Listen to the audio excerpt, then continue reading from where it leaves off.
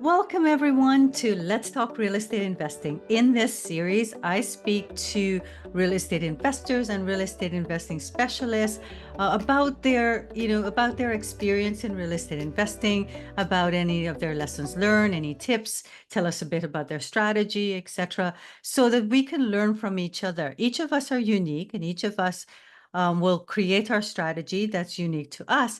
But it's always helpful to hear what other people are doing, so we're not recreating the wheel. So we can take a little from this person, a little from that person, and there's so many great tips here from other people, because even for experienced real estate investors, if you haven't done a specific strategy, or maybe someone's doing the same strategy as you, but they're doing it a little bit different, learning about what they're doing can help you enhance your strategy. My name is Debbie Balfour, and I'm a real estate investor, and I'm a real estate investing success coach. I help my clients create their personalized real estate investing strategy, create that strategy that's unique to you, and scale efficiently by building in processes and tools so that you can start enjoying financial freedom and time freedom, which we're all doing.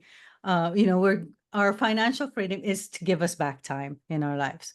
So I'm really excited to introduce my special guest today. I'm really honored to have her. Her name is Serena Holmes, and Serena is a licensed realtor, a real estate investor. She's also an author of the book, The Accidental Entrepreneur. She's the host of Inspired to Invest podcast and a former CEO of Tigress Events, multi-award winning brand experience agency that she ran for 18 years. So I feel like I have a celebrity here that I'm speaking to. And today, our topic with Serena will be focused on private lending. But before we get into talking about her experience with private lending, I'd like Serena for you to introduce yourself a bit more and about your journey in real estate investing.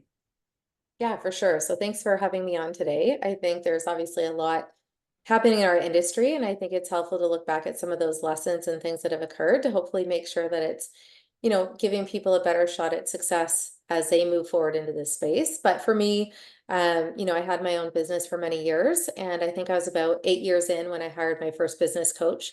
And one of the biggest takeaways from her was really just to put some of the retained earnings in my business to use. So that's really how the real estate investing outside of my primary residence got started. And I actually bought a short-term rental in Florida, of all things. But it was when the dollar was at par. So it was kind of a perfect opportunity to take advantage of what feels like a once in a lifetime opportunity. Maybe we'll see it again one day. But, I was able to buy something, fairly affordable, and then also in the dollar's par. So I held on to that for 4 years, sold it, and then I was like, now what do I do? And again, hindsight is 2020. I wish I knew then what I know now, because I probably would have shifted into multifamily at that point in time. But I ended up staffing some events for a real estate education company that we all, I think, fairly well. But they were looking for scalable staffing support in Texas and Florida, and it just put them on my radar.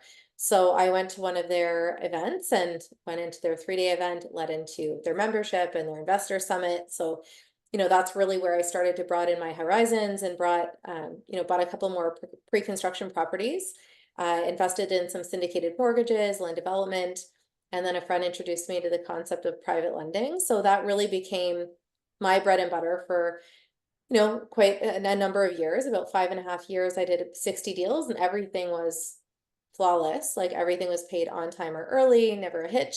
And then in the last year, it's like the whole world exploded. So that's kind of where we are right now. So we're kind of in, damage control and recovery mode at this point in time. But yeah, there's been lots and lots of learnings and lessons in the last 6 to 8 months. Well, before we get into the world exploding and why that happened and what's happening there, something that I'm interested in is that you're a licensed realtor, and I think in one of our other conversations that we've had together, offline, is that the surprise that so many like realtors that have access to all these to seeing like properties right Yeah. before anybody else does, that we're all like, as real estate investors, we're like, we want off market properties, we would like to get our hands on properties first. So a lot of these realtors don't invest. Why do Yeah. you think so? Yeah, I mean, it's really, I find it completely ironic. It doesn't mean that n none of them do. Like, I think some Yeah, of them belong towards it, but they're so focused on transacting and bringing in the commission and things like that, that, I guess it all depends if they have enough money left over in lump sums in order to put into something like that. But I think it mhm, is really just a mindset shift and just kind of meeting the right connections. Like prior to 6 years ago, I never really fathomed the idea of raising money from investors to acquire properties. And there's all these different strategies that you can incorporate that don't mean you have to use your own money, right? right. But yeah, it's something that I find really unusual, I guess you could say. And it's something that really caught my attention with some of the realtors that do talk about it more openly, just because they seem to be so rare. So, Yeah, I'm surprised there aren't more realtors involved, like that's doing real estate investing. And maybe it is, like you said, it's a knowledge gap there for them that because I think before we got into real estate investing, when I talked to other people too, I thought I was unique. That I always thought that you had to be rich to invest in real estate, right? yeah. You had to have savings to invest in real estate. And when you have kids, you have no savings, Well, and right? you also think You're about the paying. fact, like, you think, well, are you just buying a single family home and being a landlord? I think that's for someone that doesn't have the knowledge that we have, Mhm. that's just the only way that you kind of look at it. And there are other things that have become more popular now, with like short-term rentals and mid-term rentals and even arbitrage methods and stuff like that that are just becoming more mainstream for the people that are looking for that information. But it Yeah. wasn't something that most people maybe thought about in that way prior to maybe like 5 or even 10 years ago. Well, I think it's also social media. It has made information so much more accessible that Yeah. we didn't have. I know, yeah. I wish I knew too, like you, what I know now. Yeah. Yeah. I found out about real estate investing later in life, and but I guess that we just didn't have the means to find that information Yeah. at the Yeah. time. So yeah, that's true. So okay, let's talk about our topic on private lending and Yeah. tell me a bit about, I know I don't want us to disclose any about who and what or anything like that, but you have been doing a lot of private lending and it's been difficult recently. So let's talk about what the world has exploded recently and what is that looking like? Yeah. Like what's Yeah, happening I out mean, there? I guess, my first taste of it was really with a few syndicated mortgages that were kind of heavily advocated, let's say that, at the first investor summit that I went to, where the consultant I was working with had said, you could use your HELOC and invest in these syndicated mortgages. And back then, we're paying only 3% on the borrowed money. And you're coming in as a first position syndicated mortgage holder. So it was fairly secure, I guess, maybe compared to some other methods of private lending. And at the time, it was set up where it was split, where you could get anywhere from 14 to 16% interest, but it was split where you got half of it upfront monthly, and then the rest was a deferred interest payment that would accrue until the end.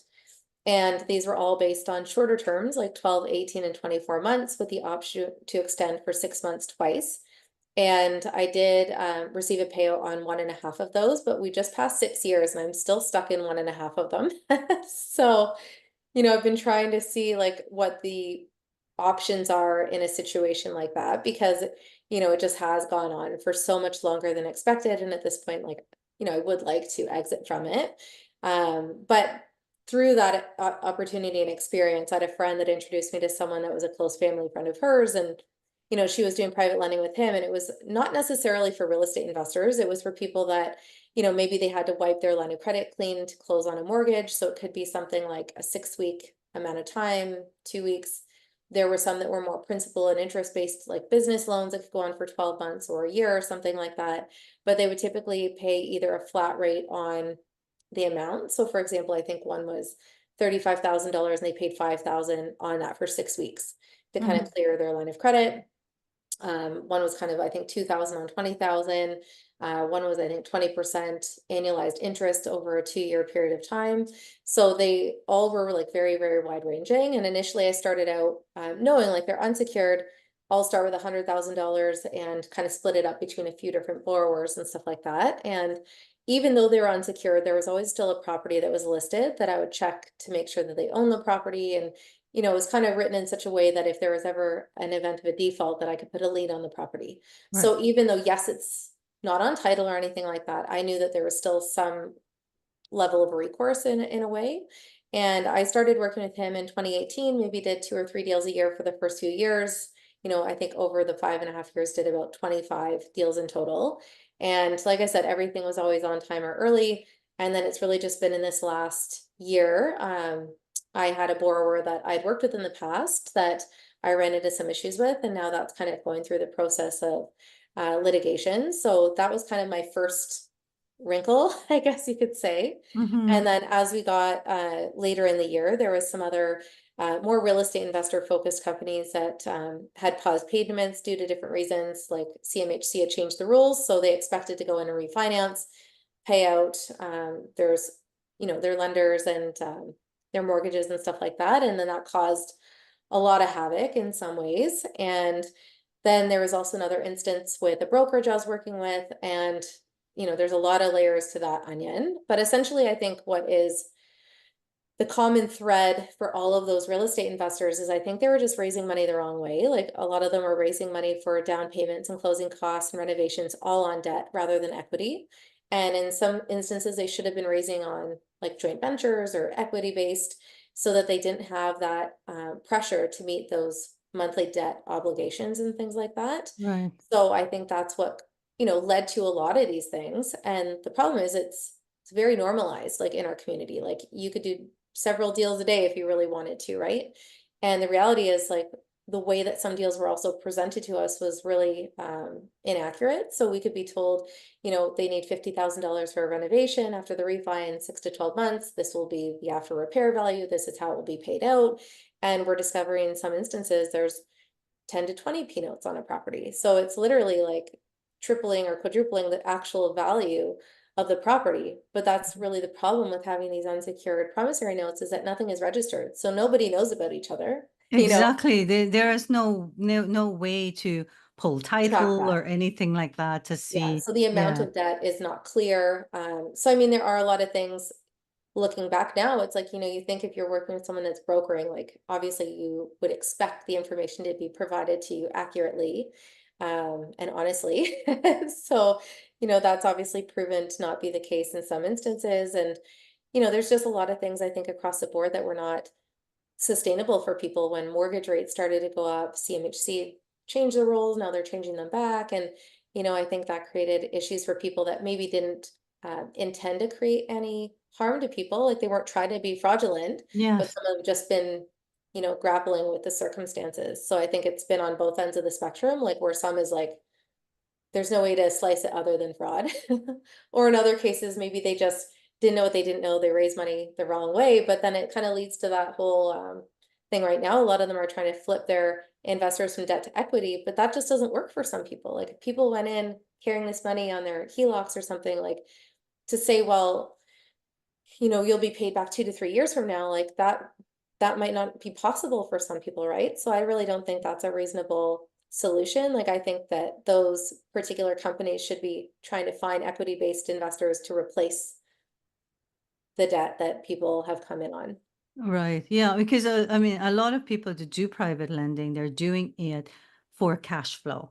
Yep. Right, and yes, exactly, you can't, if so it's something I think one of those lessons learned and due diligence is that if you are using your HELOC, then, you need to have a way, it's one of those risk management things now that we need Yeah. to think about.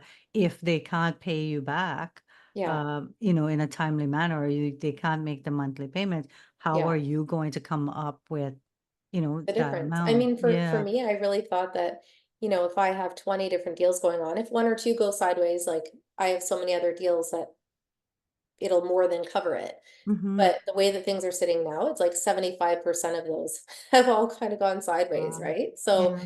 I'm lucky that some of it was in cash, some of it was on a HELOC. So like the few that I have are kind of covering that debt. But there are people I know that were 100% on their HELOC, so HELOC, they yeah. don't have that money coming in now. They have this high debt. Some people have been losing their homes. Like there's other pretty serious circumstances and collateral damage from all of this stuff that's happened, right? So I think that's um, really scary, but nobody would have expected things to spiral to this magnitude, right? Like just how Mm-hmm. many people have been affected. So I think nobody was really prepared for that. Right. So how would you, if we were to go through from your experience now with private lending, Yeah. for people to say, is this right for me? What would you say are the pros to private lending? And then we'll talk about the cons. What are some of those Yeah. pros? Yeah. I mean, I think for a long time it was great. Like it was one of those things where I'm like, I don't even have to work anymore. Like if it remained that steady, like it was really, I think I tripled my income or more, and I was making a lot more than I even needed. So I just continue to pay down, my HELOC. And then as that paid down, I'd do like more opportunities and stuff like that. Right. And I Mhm. think naively, even though I knew that things were unsecured, because there was always properties that were listed, that's where I kind of thought there is that recourse, not knowing there could be so many more people on the same thing. So what I kind of learned is that the P notes are actually held with the corporation, not the properties. So it's not like you're a mortgage holder where, your world is just that one property, right? Like it's really the Mhm. corporation that is responsible to you, not the property. So even if it sells, like that doesn't really matter. So learning some of those things, I think now looking at it, I don't think I'd ever touch something that wasn't secured in either first or maybe second position, but probably only with someone that's not a real estate investor. And it's just like, maybe their primary residence, and understanding your options to maybe take over their payments as a first if they did start to default so you don't lose your position. But I just didn't have some of those relationships prior to the last 12 to 18 months. And now I know some Mhm. mortgage brokers that do that. But even for people that have those private firsts, like just doing that additional due diligence, doing your own appraisals, having your own lawyers, like, making sure that you are represented and being looked out for appropriately so that you know exactly what you're walking into, and there's no possibility you're lending on something that isn't worth the mortgage or is condemned. Yeah, There's a lot of different things that people are dealing with, even if they did come in on it first. right. Yeah. Not, yeah, exactly. Like, okay, I hold a mortgage, but I don't actually know what this property looks like or where it's located or, Yeah, yeah, yeah. So, I think that we can't control the things that others do. We have no control when when we're doing private lending in, yeah, and I think that's one of the cons of it, is that if you, as an active investor, you've yeah, got total control. It's your stuff. If for you sure. mess up, it's your own fault, right? Yeah, But when you're private lending, the whole idea of I'm making money while I sleep, well, somebody else, it's because you've just relinquished yeah. control to that. Yeah, So and I think there's different ways to look at it. Like, I mean, if you were to go joint venture with someone where you're 50% on title with the property, you're the money partner, you're clear about your exit strategies and things like that. So I think you have far more control in a situation like that where you're one to one, or even maybe one of a few, not hundreds, but I mean like 3 to 5. mhm. Like I think that's a very different situation to be in. But even for people that come in as like a limited partner, if you are one of 100, there's still very little control in a Mhm. situation like that. So I guess it depends on like what you need in order to sleep at night and stuff like that. I think, for a lot of people, even though, yes, we knew it was unsecured, there's a level of risk. Like a lot of us thought by diversifying so much that we would be protected. And Yes. yet here we are in a situation like we've been facing. And, there's a lot of things that have happened where people have gone insolvent, and there's bankruptcies and people are literally losing like their life savings and stuff like that, right? So I think for some of those companies, again, maybe they didn't intend to create any problems for people or damage, but in some cases they just scaled too quickly, right? So they acquired so many properties that the actual work wasn't being done. So then there's vacancies, the refis are not happening, and it compounds all these different issues. And I mean, there's a lot wrapped up in some of those particular instances, but Yes. I think how they're raising money is one of the big issues. Scaling too fast is another issue, not having the right business systems, mixing personal and professional expenses. There's a lot of things that are all mixed in. And then when you have, uh, situations that aren't being presented accurately and honestly, then that just is the icing on the cake.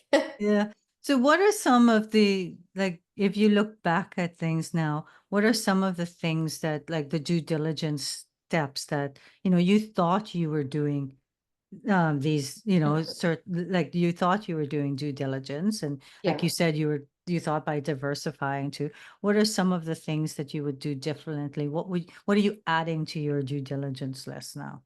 Yeah, yeah. I mean, I think for one, I would admit that I did get a little bit too comfortable. That, I did so many deals that went really well that as you start to see them, a lot of them are written the same way, right? So I think even if you think it's written the same way, it's still a good idea to have a lawyer put eyes on it, because even one word difference can really make a big difference in terms of what can happen. I have now hired a number of lawyers in the last year. Like I think I'm up to like 6 or 7. So it's kind of crazy just going through all of that. But what's frustrating is like I've learned things that were in the agreement that I had looked over 6 years ago. And I'm learning now that they never should have been written that way in some respects. And for that reason, like the deals I saw afterwards never raised any concerns, because the lawyer that looked over, my first few deals, they're all kind of written the same. So I think that was a real big eye opener, that maybe I would have perceived things different if a different lawyer had looked it over and raised concerns over some of the language. So that's one thing. Even if you get one lawyer to look it over, maybe even get two just for a second Right. opinion. I do think it's, people who have nothing to hide, hide nothing. I think it's good practice to ask to see the financials of the company, just to kind of see what their books look like, see what kind of, what their debt load looks like, and just kind of see where they stand. Are they just raising money to pay interest, or are they actually healthy? I think a company that is doing things right should have no problem sharing their financials with you, and just how their communication is and things like that. Understanding like what is their exit strategy. So if they put a 3-month term or 6 months, like how do they actually plan to pay people out and things like that. But I think even if they seem like they're giving you some of those answers the right way, I think there's probably a very slim chance that I would do anything unsecured going forward, just based on everything that's happened. Like Right. I think there's still ways that you can make money coming in as like a first position mortgage holder or on a joint venture or something like that. But I think um, there's just too many unknowns with the fact that P note holders and unsecured lenders are just not registered anywhere. So there's just really no way to know like how many of you are there. Right. So Yeah. And even, I mean, I think for like, even with limited partnerships, we're finding that although it's like the limited partnership is on title for the land, how the business is being run, and the cost is accumulated, mhm, sometimes even selling that land now may not be isn't, worth it. is still, is still in a negative position. Yeah, I mean, I had dinner with a couple of real estate lawyers last week or 2 weeks ago that are focused on real estate investing, and they actually said in their opinion, um, coming in as an equity investor is actually by no means safer. In fact, it's not, than being in a debt position, because at least if you are in a debt position, it's clear like this money is owed to you. Where in equity, there's actually no obligation from the active partner to repay you. Right. So even though people might feel like, it feels more secure, like there's a lot more paperwork, coming in at a certain position.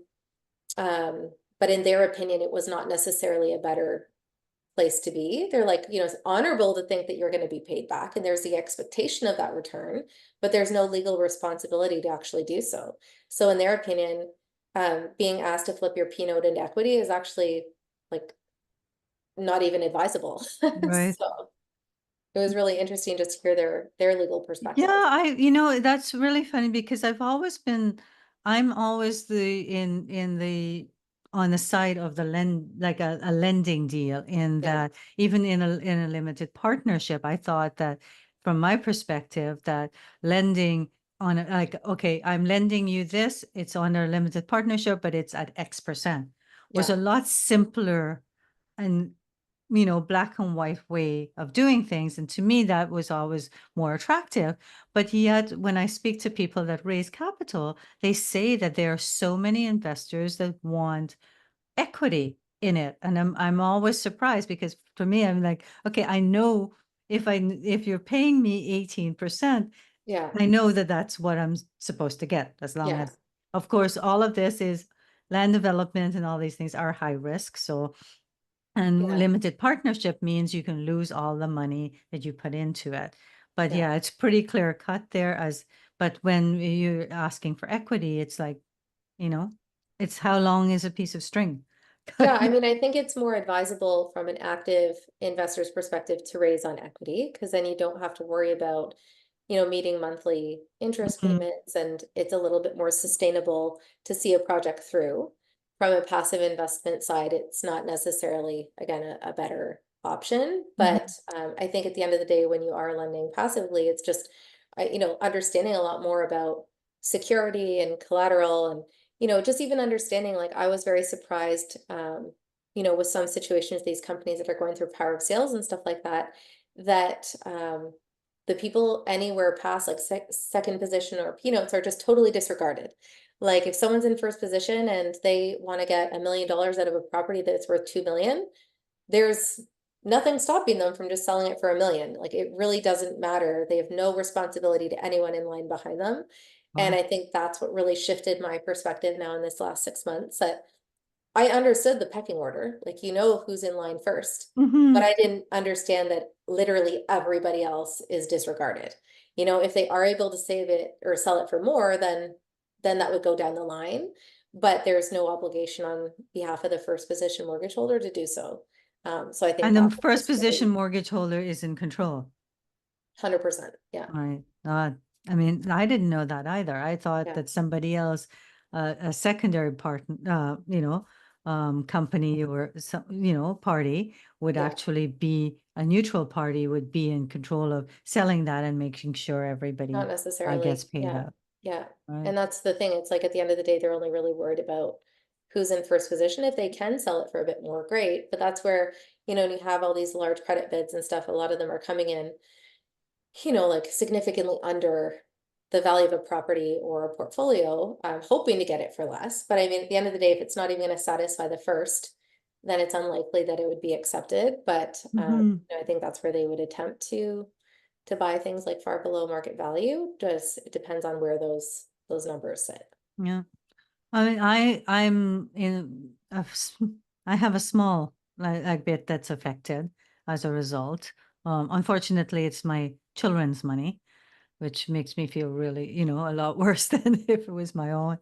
But definitely when I think back to I did do promissory notes before and everything, and I think back to it, I think that like you're saying, it was like, whew, I thank goodness that that went well, but maybe I was being a bit greedy. Like all these higher percentages was like, oh yeah, I want the higher percent, but I didn't truly think about the risk that I was taking Yeah, and, how if I lost that money, how could I repay that? Because, like many people, all of mine is not cash sitting there. All of mine yeah, was HELOC yeah, that's being used. So how would I make those monthly interest payments, on top of having to pay yeah, back that money, yeah.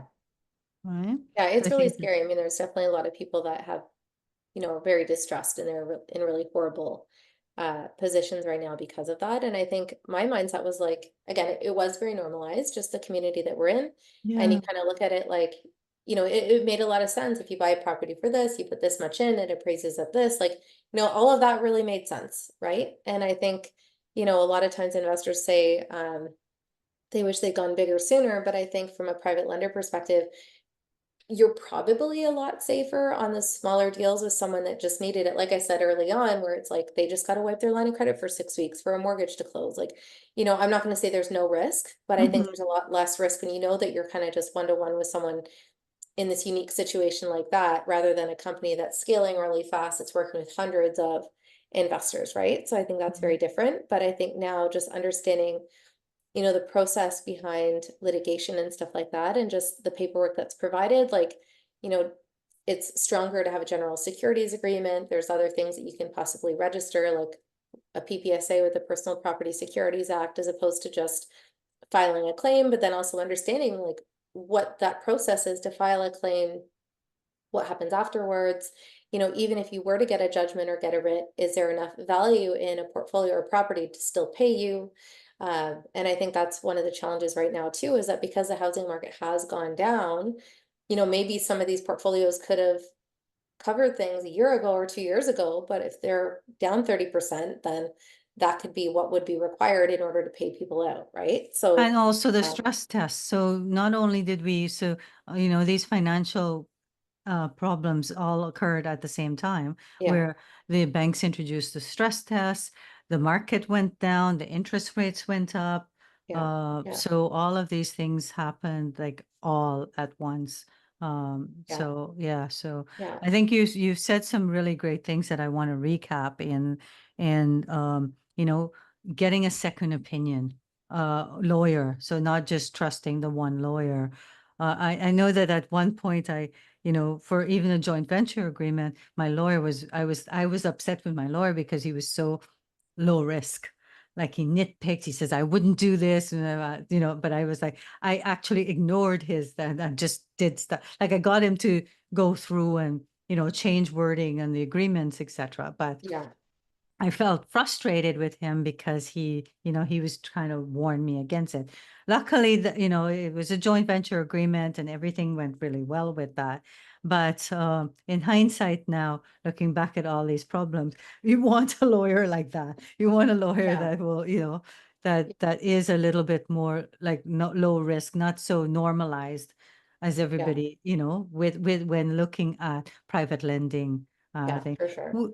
Would you also, I know professional private lenders tend to do their own, only lend on their own agreements.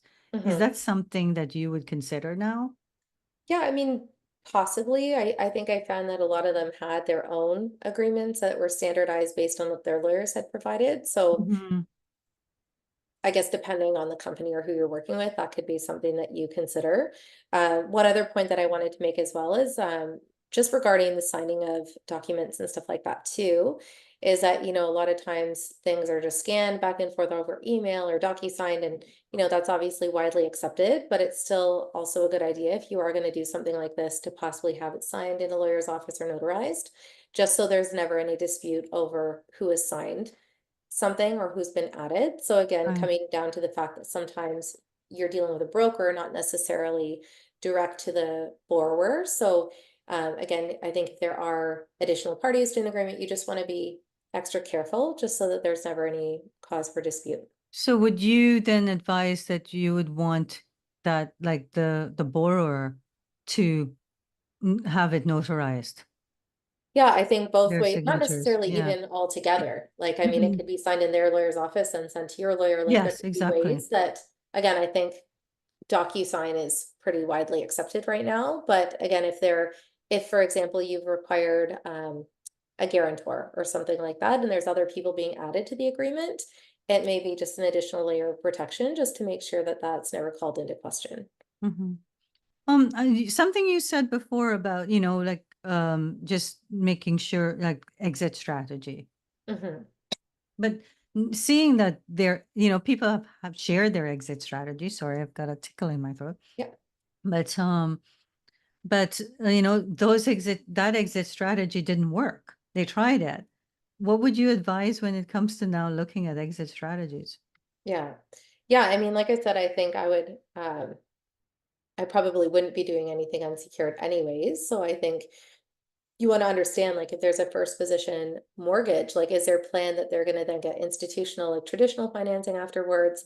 Like, how are they going to pay you out? But at the end of the day, you're collateralized, right? So if they Mhm. can't meet their obligations, and you can take the property, right? So I think just understanding what your recourse is, even if their exit strategy didn't work, right? Because even right now, there's a lot of people that I think they had good projects and they had good plans, but because of all the fear in the industry, like a lot of investors have pulled back. So in some cases, there's just collateral damage with some companies that had great projects, but their funding disappeared.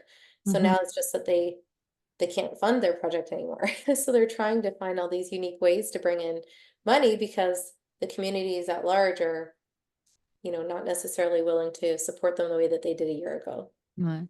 So we'd be looking for, you know, when we're looking at these kind of deals to Yeah. for people to have multiple exit strategies. Multiple And exit then, strategies. Again, just diversifying as much as possible, I think will always be good practice. I think just with some of the things I've gone through, I would be almost hesitant to even work with a brokerage in a lot of cases, just because of some of the things that have happened.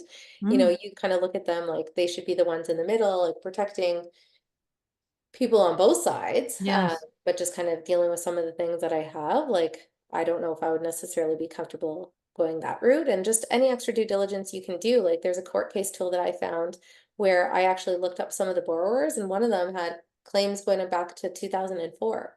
So if I'd known about this tool prior to loaning to them, like I probably wouldn't have loaned to them, right? What So was I the didn't even tool? know that that existed. So it's just with the Superior Court of Justice, you just look up a court case tool and you can look up anybody based on their company name or their personal name, and you can see what their history is of claims and judgments and things like that. So even something like that, I think, is really helpful just to know if they have a clean reputation. And it doesn't mean that things can't go wrong, but Mhm. again, it's just an added thing that you can look into just to make sure that you are seeing like who they are and like how they Yeah. run their business. I think too, what you said about scaling too quickly, I think that understanding, you know, how many properties this person has, how, in what timeline, what's their experience, like those kind of things. I think a lot of people, yeah, we congratulate people for scaling quickly. We like, wow, that's so great Yeah, that you've got celebrate. so much. Yeah, But on the other side, it's like it's a warning sign yeah, that for someone to scale that quickly, yeah. And that's also understanding their corporate landscape. Like I think a lot of people didn't realize, in one situation, how many corporations were involved. So this small group of people had like 20 different corporations. And I can understand that because when you're dealing with single family properties or even bigger properties, like oftentimes yes, they will have multiple corps. But the way that things were presented, no one had any idea that they had all these other corporations, right? So people might have thought they were more diversified, not realizing that there was any connection between these people or these companies. And then that kind of, you know, right. compounded this issue for some people, right? So Yeah. So, and it might be partnering with other people under the different corps yeah, too. Yeah. yeah. So just kind of trying to like asking for that um Yeah, I visibility mean, I don't as even know, like maybe a lawyer could discover some of those things, right? So yeah. I think for me in the very beginning, like the things that I would ask for would just be the borrower's identification. And I would look up to see if they owned the property that was listed in the agreement, because you want to know that they're on title, if anybody else is on title, because it doesn't hold any weight if they don't own the property, or if they're maybe jointly owning it with somebody else, right? So those were kind Mhm. of the things that I did when I was working one-on-one with people that weren't necessarily in real estate investing. Yeah. And then now in the community, it's more that there's, the active investors usually have so many different lenders, there's no way to really have a To true sense see. of what that looks like. Yeah, Mhm. Yeah. So, from your perspective, you will be going more first position, yeah, or you would say like a joint venture partnership where you're on yeah, title yeah. from that. Yeah, I mean, my intention was never even to leave like the cash that I had into private lending. Like my thought was put there for a year, and I was trying to explore what I wanted to do. And While again, you're it looking was fairly for active, diversified. So yeah. that was kind of what I narrowed down. Like I would want a joint venture. And then when it came time for those payments to be made, and I understood from the brokerage that when the term was up, if they had to extend for any reason, that they would just replace the lenders. So that was kind of my expectation going into it. And Mm-hmm. then when that year came up and I was expecting that money back, they said they all needed to extend. And, I wasn't really keen on that, but I was like, well, it kind of coincides with my year end. So if it's just 6 months, it's okay. And I did get a couple of payouts along the way. And then, um, yeah, everything kind of shifted 2 days before my payout in January. So, everything kind of shifted. And I mean, looking at the whole situation now, it's probably highly unlikely I would have gotten that money back at that point in time anyways. Now knowing all the things that I know, but yeah, I'm definitely kicking myself for trusting, in those particular people and in those circumstances without doing some added due diligence and stuff Yeah. like that, right? But Definitely. And I think too, like we think we've built a good relationship with people. So we go on that person. A lot of us invest with the person, not for the deal. And yeah, we need to start thinking about it. It's not a, like, yes, relationships are wonderful, yeah, but it's a business. It's our And do you money. really know someone, like just because they post a lot in a group that you're part of, there are people that, I think built up a very strong reputation because they look like this supportive person, very experienced, always providing Value. advice and stuff like Mhm. that. And at the end of the day, like things have obviously happened in some of those situations, right? Yeah. So I don't think you can really know anyone, like even for people that I've connected with in the last 6 months, like there's people that had worked with this brokerage for 10 years. They're close family friends. They referred everybody they knew to them. Like nobody anticipated things to kind of go down this path, right? Yeah. So I think even if you know someone, I think anytime you are putting your hard-earned money in the hands of somebody else, like you never 100% know. And I think the only way to protect yourself is knowing that you do have that security. Right. Yeah. Because, I think that, like you mentioned before, people don't go into this to defraud others. They go into it with good Well, you'd hope intent. not in Well, most yes, most cases. people Yeah, don't, yeah. So, but they're going into this with good intent. They want to give opportunities to others. yeah, they want to build with others as they go, to help each other. yeah, But then things go awry, and yeah, but it's, yeah. you've got to protect yourself Yeah, for sure. at the And end of I the day. mean, there was one woman that I interviewed for my podcast, and she helps set up business systems for real estate investors and entrepreneurs. And she just said, I've seen, the train go off the tracks kind of very quickly if somebody hasn't set things up properly. Like they don't have the right systems in place, they don't know the processes, they don't know their numbers. They could think that they have all this money coming in, but they aren't considering their expenses. And it can be very easy to get derailed if you don't have those things set up properly from the very beginning. Yes. And like you said, just if they're not ready to scale appropriately, then that's where things can fall off really quick. Yeah. And I mean, that's the thing. It's you need to, like, even with your first property, you need to set up these systems in Yeah, place, because once you get your first, we know how quickly we get so excited. We're going to get the next one and the next one and yeah, the next one, or, deals, even as a private lender. You should have your systems, you should have yeah, everything set up so you've got visibility into seeing. Although you're yeah, not actively doing things, there's still, it's not as big as as an active investor, yeah, but you should have those systems in place so you're seeing. Yeah, that's yeah. important. I think communication is key too. We don't ask for a communication plan from, how often you're going to communicate, like as Yeah. private lenders, we don't ask for that. Well, and uh I mean, as a private lender on a P note, like I wasn't necessarily looking for routine updates, right? Like you just yeah. wanted your interest payments coming in on time and your payout's going to be on time, right? Mhm. And I think if is a situation where something's delayed or a payout's going to be delayed, like they should obviously be getting ahead of something like that. We know that this is coming up, this is what's happening, or whatever that may be. But again, I think Mhm. it's just a lot of these active investors have been faced with challenges, and sometimes it's like they're just sticking their head in the sand. Like there's one investor I've been working with, and we've had calls with him biweekly literally since February. I think he's only missed one call. And who knows if what he's telling us is true or not, but he's shown up every 2 weeks and he has Mhm. communicated routinely.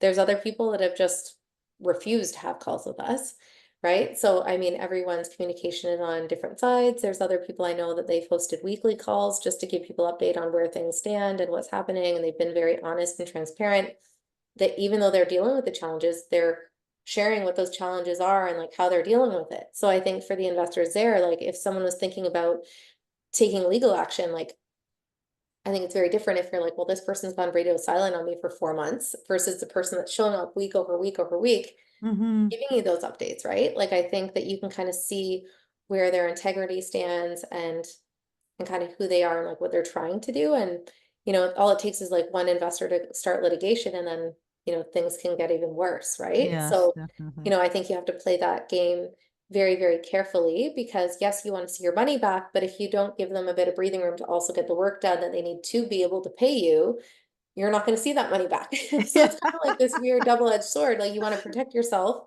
And the only way to really, you know, kind of, I think the way that one of the lawyers explained it, he's like, by filing a claim, it's the only way to kind of create that security when you're unsecured, right? But Mhm.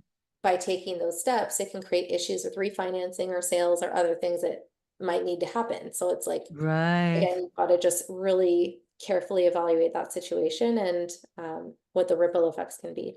Mm. That's very insightful. Yeah, I think you can see that you've been talking to a lot of lawyers. Yeah, yeah. I mean, it's been the total opposite of passive. Everyone went into this because they didn't have the time to be active and things like that. Yeah. And say since February to June, there was some days that I could be on the phone for 10 hours, like talking to Wow. committees and lawyers and lenders and people that are impacted and stuff, right? So it's really like it took over like the whole first half of this year for me. It's I'm not going to say it's over with. It's far from over with. Things have lightened up a little bit now, like things are at play. But it's yeah, it's been pretty crazy. Like I don't think anyone would have expected something like this.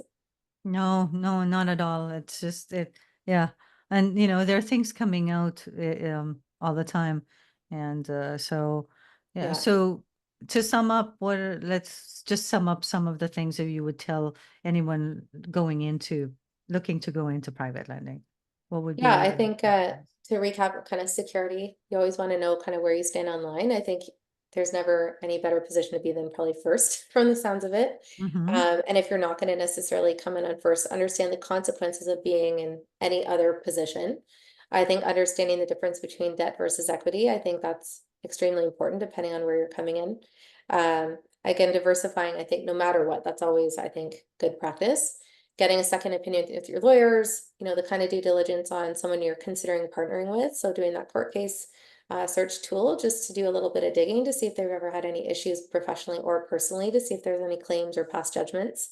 And I think just getting, you always want to get more information than less. And if someone's unwilling to share their financials with you or other details with you, then I think that could be a red sign or a red flag because, Mm-hmm. again, people who have nothing to hide nothing. So I think that really can give you a really good overall perspective on them. And again, just getting, I wouldn't even say referrals. Like I think a lot of people just depend on the referrals and then they don't do any other due diligence for themselves, but just making sure that you have one or even two lawyers looking things over for you and, just trying to evaluate things from all perspectives and just understand what your recourse is if a deal goes bad. Like, what is it that you're going to have to do and what kind of leverage do you have to try to resolve things if you run into any problems? And I think something else we mentioned right at the beginning too that you talked about is like, how are you, what money are you using? Where is this money coming from? Yeah. And if you were to lose that money, how do you repay it? Yeah.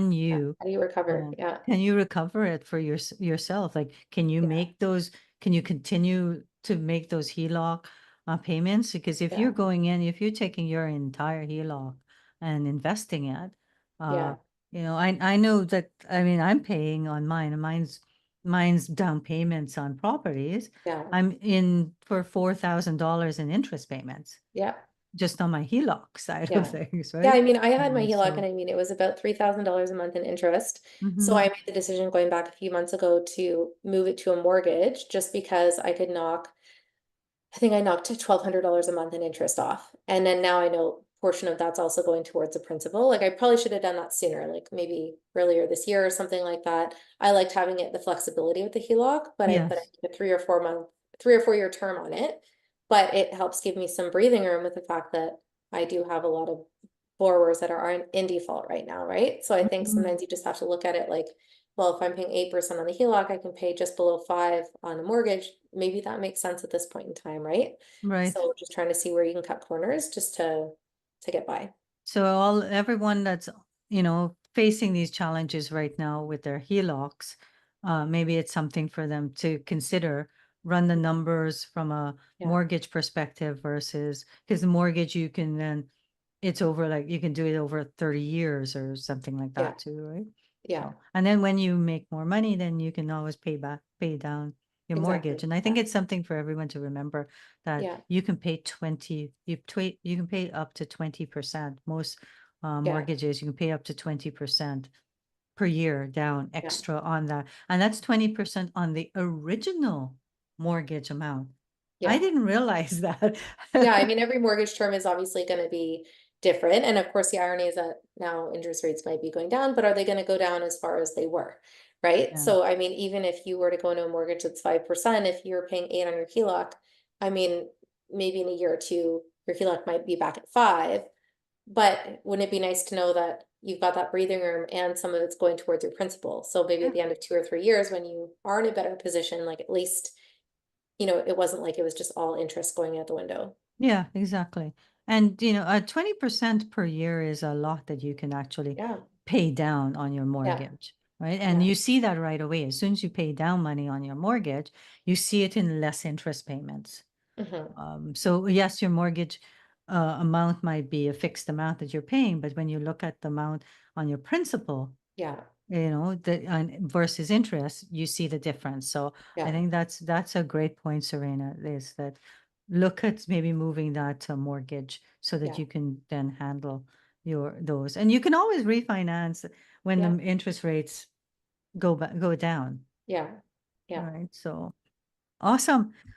It's amazing, Serena. I'm so sorry you've had to go through all of this. Oh, it's Like okay. your past. It's been nothing short of educational. Let's say that. Yeah, so but you're handling with grace, and I love that you're sharing your experience with others. Yeah. And and you definitely, like you said, you've learned a lot from it. It's amazing, yeah, how much we learned about this legal stuff that we never wanted to learn, but Yeah.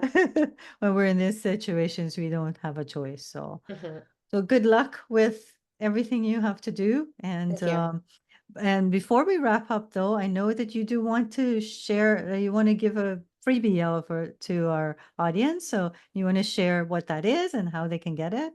For sure. So you mentioned early on that I wrote a book called The Accidental Entrepreneur. So for anyone that is interested, I do have a digital copy that I can provide. So the best email would be info@serenaholmesrealtor.com. And I'm sure you'll include that in the show notes, but I'm happy to share that with anyone that's interested in learning more about my journey as an entrepreneur and how that segued into real estate investing. And you can always, reach out to Serena if you want to chat and get to know her and also learn about her experience. So we'll share that too of how they can get in touch with you. Great. All of Thank you. your social All media my handles. handles. We're gonna share with that. So thank you so much, Serena. I am, so fortunate to have you on here. Thank you for sharing your experience with everyone. And we'll have you back another time. Great. Thank you. Okay, you take care and have a wonderful day. Take care.